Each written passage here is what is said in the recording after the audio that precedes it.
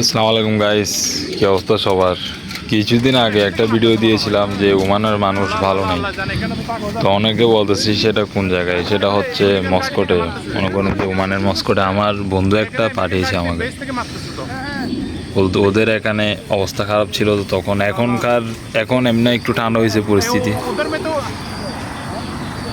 আল্লাহ দিলে এখন অনেক ঠান্ডা হয়েছে পরিস্থিতি।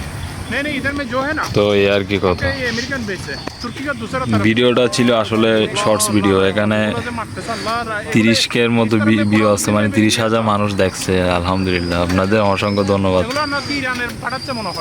বোমাগুলো হচ্ছে আসলে ইরান থেকে, ইরান না, আমেরিকার থেকে ইরানে পাঠানো হচ্ছে। সেগুলো দুবাই উপর দিয়ে যাচ্ছে, এজন্য ওরা মানে আতঙ্কিত ছিল, সেটা বোঝানোর চেষ্টা করেছি আর কি।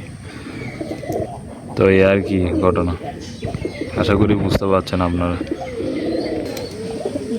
আসলে গাইজ কবুতর নিয়ে ভিডিও কম বানাই, কারণ কবুতরগুলো আমার কেমন জানি হয়ে গেছে, ডিম দিচ্ছে আবার এদিকে ইন্দুরে খেয়ে ফেলতেছে। মানে কবুতর নিয়ে ইন্টারেস্ট কমে যাচ্ছে দিনকাল আস্তে আস্তে।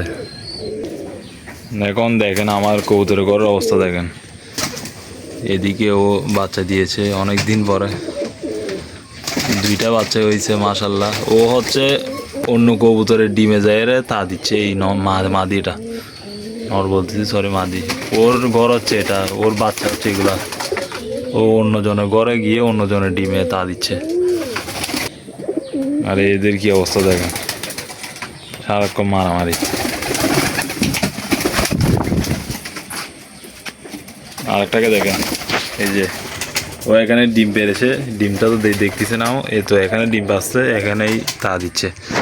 মানে গড় ফেলে এখানে ডিম পাচ্ছে। এটা হচ্ছে ওর গড়, এটা এই গড়টা ফেলে ও এখানে তা দিচ্ছে। আর কি বলবো, মানে আমাদের কবুতরের নজর লাগছে না কি লাগছে আল্লাহ জানে। এই দেখেন কোথায় তা দিচ্ছে গাইস। আর মনে হয় আমার আর কবুতর পালা হবে না, কিছুদিনের মধ্যেই সব ছেড়ে দিতে হবে।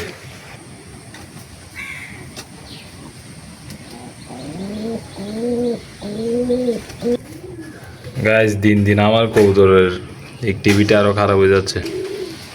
তো গাইস এ আর কি আমার কবুতরের অবস্থা।